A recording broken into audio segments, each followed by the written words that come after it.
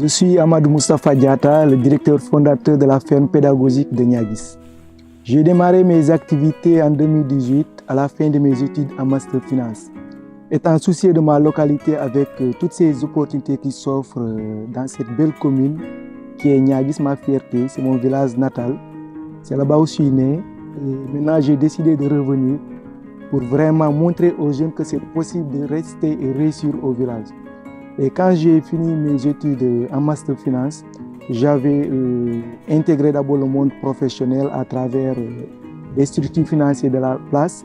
Ensuite, j'avais aussi une préinscription pour aller suivre mes études en Suisse. Et en même temps, il fallait voir vraiment quelle décision prendre avant vraiment de décider d'entreprendre. Et là, j'ai décidé de revenir, mettre en place cette entreprise qui est une ferme, mais pour dire vrai, une ferme jeune et innovante. Parce qu'au début, dans la localité, l'activité n'était pas vraiment prise au sérieux. Et en plus, on a une terre qui est fertile. De l'autre côté, on a ce qu'on appelle le fleuve Casamance qui borde la zone sud de Ziguinchor à Sédhiou. Et maintenant, il fallait mettre vraiment en place un projet innovant qui va non seulement nous permettre de créer de l'emploi, gagner un lendemain meilleur, mais aussi de montrer aux gens que c'est possible de rester et réussir. Et quand j'ai démarré mes activités au début, je vous assure que j'étais la risée de tout le monde. Les gens ne croyaient pas à mon projet et c'était une véritable traversée de désert. Et vu que je croyais vraiment à mon business, j'avais des objectifs bien établis. J'ai démarré et j'ai commencé à faire les premiers résultats en prenant en place un technicien. Vu que je suis financier, je n'avais aucune notion en agriculture. C'est avec ce technicien que j'ai démarré mes activités. Le début était vraiment très difficile pour moi, vraiment parce que les conditions n'étaient pas réunies. J'avais qu'un demi-hectare, j'avais pas assez d'espace.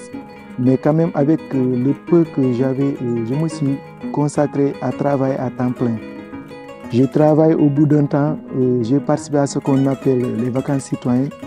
C'était en 2019, vu que moi j'ai démarré en 2018. Donc, ce qui veut dire c'est à une année plus tard. Quand j'ai participé à ces activités, je suis sorti lauréat au niveau national.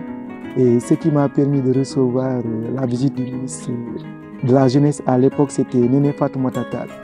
Donc de là, le projet a commencé à faire un déclic. J'ai reçu toute une délégation nationale de la jeunesse, les autorités, le gouverneur, le ministre.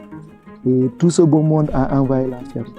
Et la vidéo a commencé à faire le tour des médias. Les jeunes ont commencé à comprendre, waouh! Donc ce que Moustapha fait en pleine brousse est intéressant. Et c'est de là qu'ils ont commencé vraiment à s'intéresser à mon business. Mais quand même, je ne me suis pas limité là.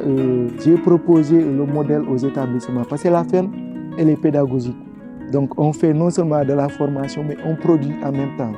Vu qu'à un certain moment, moi j'avais constaté que la plupart des établissements forment les jeunes entre les 4 murs.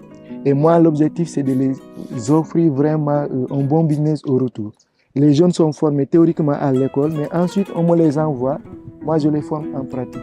Et quand j'ai proposé ce modèle vraiment aux universitaires, vraiment, ils ont commencé à collaborer. Aujourd'hui, je collabore pratiquement avec toutes les universités du pays et on a réussi quand même à former des centaines de jeunes à la ferme. On fait de l'arboriculture avec tous ces agrumes que vous voyez. On a de la papaye, on a des carosseliers à l'intérieur, on a une bananerie. Mais aussi, on fait du maraîchage avec la courgette, la tomate, la salade, le piment, le gombo, l'aubergine amère et l'aubergine douce. Donc aujourd'hui, la ferme s'étend sur 5 hectares. Et pourtant, j'avais démarré avec un demi-hectare. Et comme je le disais tantôt, je ne me suis pas aussi limité à ça. J'ai commencé à tisser des relations par-ci par-là. Parce que vous n'êtes pas sans savoir que l'État a mis en place beaucoup de projets pour accompagner les jeunes. Qui sont, je vais citer ANIDA, je vais citer l'ADER, il y a le PNUD, il y a le Proval CV, il y a AgriJeunes. Tous ces projets sont là pour accompagner les jeunes. Et moi, je n'ai pas tardé quand même à les proposer mon projet. Et en retour, ils sont tous venus m'accompagner. Aujourd'hui, j'ai un programme d'accompagnement d'une valeur de plus de 50 millions avec le PNUD qui doit m'installer une serre d'une valeur de 5000 mètres carrés. Et aussi, il y a aussi à l'époque l'ANIDA qui m'a octroyé un hectare de clôture. Le Provar CV aussi m'a donné 1 hectare de clôture avec l'AgriJeunes aussi qui m'a donné des kits d'irrigation d'une valeur d'1 hectare. Il y avait aussi la COSPE, il y a l'ADER aussi qui m'a alloué un fonds d'accompagnement aussi financier qui m'a permis quand même de démarrer mes activités avicoles. Aujourd'hui, j'ai démarré avec 1000 poules pondeuses. Aujourd'hui, je suis à 3000 poules pondeuses. Donc, je fournis des œufs pratiquement dans toute la localité de Goudomp à Ziguinchor. Donc, pour les légumes, je livre mes légumes jusqu'à Guinée-Bissau. Parce qu'on a la sous-région aussi qui est là, qui porte vraiment un marché pour notre localité. Et aussi un marché flexible aussi qui est là, qui est la commune de Ziguinchor, où nous évacuons aussi nos produits. En dehors des succès que j'ai eu avec le ministre de la Jeunesse, j'ai aussi réussi à recevoir le ministre de l'Agriculture qui est Mabouba Diagne l'année passée. Il y a aussi l'ambassadeur du Japon aussi qui est venu. Avec eux, on a un programme sur l'agriculture intelligente. Aujourd'hui, la ferme est devenue une ferme intelligente. Donc, nous œuvrons de façon digitale avec ces iPhone 16 qui nous ont été octroyés par le PNUD et la coopération et le Japon. Donc, aujourd'hui, tout ce que nous faisons doit être fait à base des capteurs. Donc, les capteurs seront installés.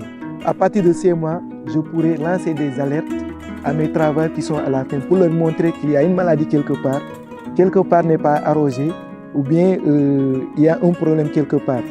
Donc, ce qui veut dire que tout ce que nous ferons sera fait à base de ce qu'on appelle l'agriculture intelligente.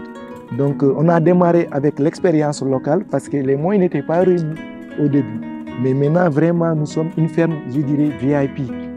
Parce qu'aujourd'hui, avec la serre d'une valeur de plus de 50 millions, notre production vraiment sera maximisée. Donc, on va combiner aujourd'hui ce qu'on appelle l'expérience locale et agriculture intelligente qui va nous permettre vraiment de maximiser notre production. Et en dehors de cela aussi, avec les jeunes que nous formons, ça sera pour nous l'occasion aussi d'œuvrer avec eux sur une façon beaucoup plus professionnelle. Parce qu'ils vont travailler sous serre, en même temps le système d'irrigation, avec la digitalisation qui est faite au niveau de la ferme aussi. Ça nous permettra vraiment de mieux œuvrer sur l'accompagnement des jeunes. Pour vous dire, aujourd'hui, on a un programme d'accompagnement avec le ministère de la formation professionnelle qu'on appelle programme de formation école-entreprise. On forme des CAP, des certifications. En même temps, nous travaillons avec l'UNICEF Assane Seck, l'UCAD, l'ISEP, le lycée agricole, le CEPAS de Cambérène, l'ISM, l'UKO aussi, et beaucoup d'établissements au niveau national qui nous envoient des jeunes à former. Donc, pour vous dire qu'aujourd'hui, la ferme a un impact incommensurable sur ces jeunes que nous formons. Et nous produisons des légumes que nous vendons non seulement au niveau local. Parce que vous savez aussi, les femmes qui sont là, ce qu'on appelle les colporteurs, les banabana, qui quittent le monde rural pour aller s'approvisionner dans la ville, avec la ferme, elles viennent s'approvisionner à moindre coût et à très bon prix. Parce qu'elles n'ont pas besoin de payer le véhicule, le bus pour aller s'approvisionner à Ziguinchor. À part de la ferme, elles peuvent s'approvisionner à 100%. Et aujourd'hui, ce qui nous a surtout poussé à mettre en place le projet avicole, c'est parce qu'on est parti d'une problématique. Vous savez, un bon entrepreneur doit avoir une vision. Donc là, on est là pour régler un problème. Le problème, c'est quoi?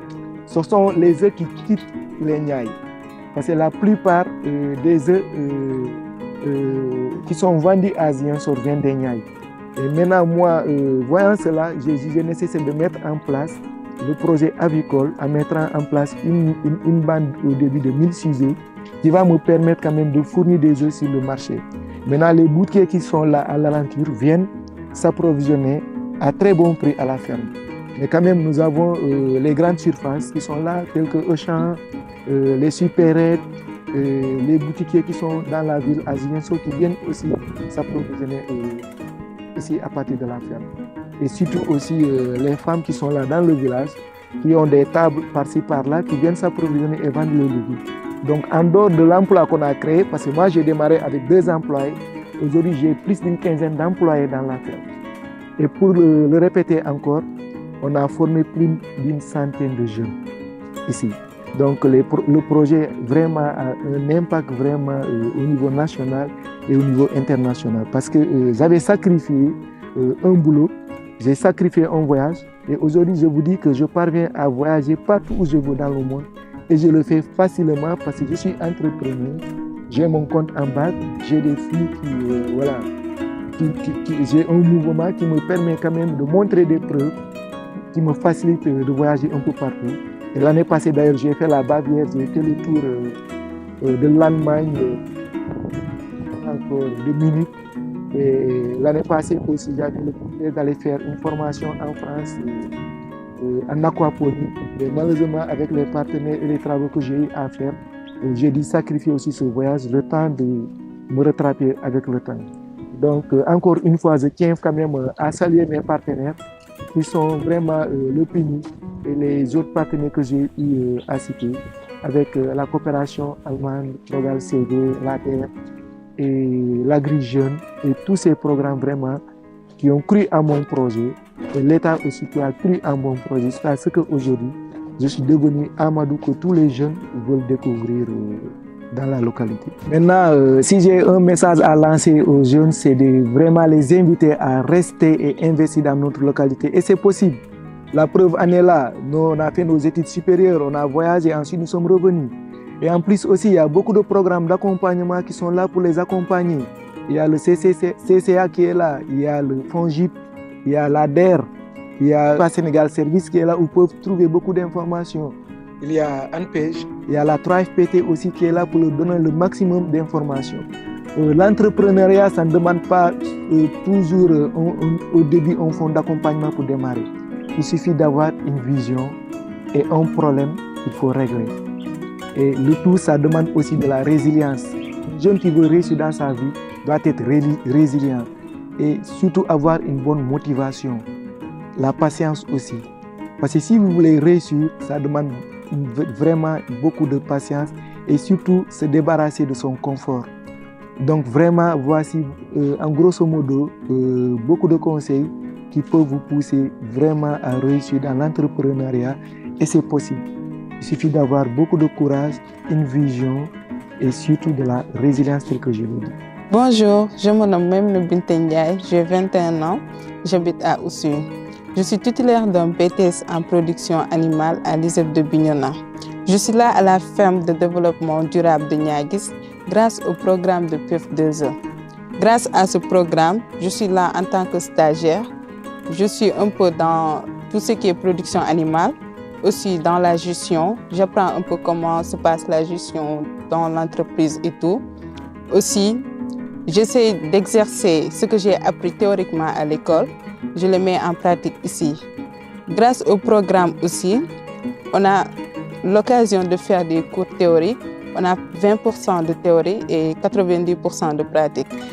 Voilà, donc ce que je vais conseiller aux jeunes comme moi, c'est de venir dans les fermes, de travailler et ensuite d'entreprendre, parce que l'avenir se trouve ici.